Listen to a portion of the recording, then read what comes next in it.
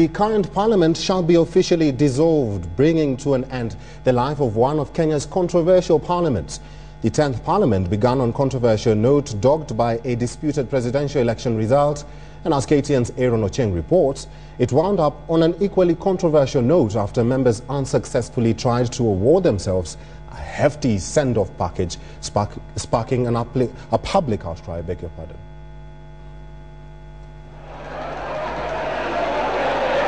The first day of the 10th Parliament. Hostility was evident among the 222 members who were fresh from an election and disputed presidential election results. It was a house that experienced the best and the worst, with the president receiving a worst welcome ever to the house on the first day of the 10th Parliament sitting. The acrimony of the first day of Parliament sitting in 2008 ushered in what was to be a divided house right in the middle, with the agreement between ODM's Raila Odinga and PNU's Mwai Kibaki notwithstanding. It was a house that for the first time since the advent of multi-party politics in 1992 operated without the opposition.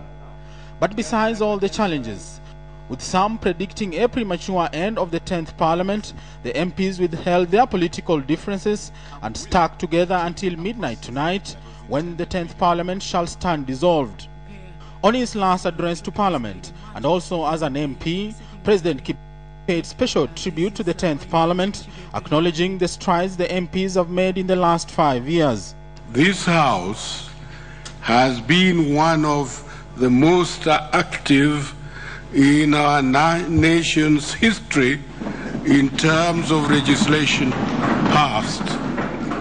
The PM, having been an MP for the last 20 years, was also accorded a special session to deliver his final speech to parliamentarians before dissolution. We have managed to tolerate and move forward.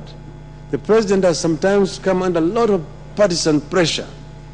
And I know, Mr. Speaker, when the president is acting as himself and when he's acting under partisan pressure. The House oversaw the transition from the old to the new constitution.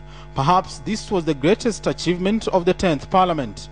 Under the new constitution, the next president will only be attending parliamentary sessions whenever there's a special sitting of both the Senate and the National Assembly. But the 10th Parliament will also be remembered as having, on numerous occasions, demonstrated solidarity within the House, in passing bills touching on their salaries in record time and without much debate.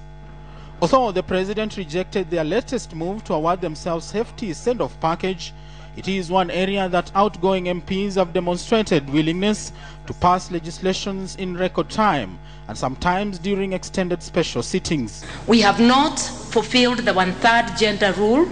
That again I will say Parliament, because the President and the Prime Minister in this dispensation are members of this Parliament. That, to me, is a great shame.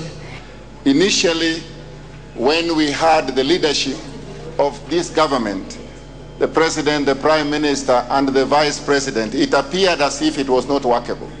But they have demonstrated to Kenyans that all is possible. Clerk of the National Assembly, Justin Bundi, has written to all the 222 MPs asking them to clear with relevant departments effective Monday.